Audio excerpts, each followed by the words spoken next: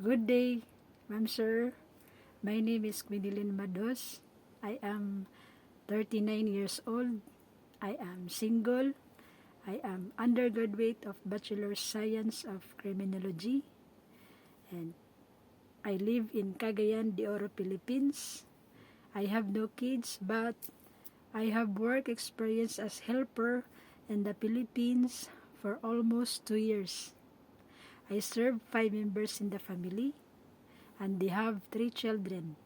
The father age is 34, while the mother age is 32, and the children is 9 years old boy, 6 years old girl, and 1 year old baby. My main duties are cooking, cleaning, iron, marketing, car washing, and taking care of children. And also, I have work experience here in Hong Kong for almost 4 months. I serve 3 members in the family.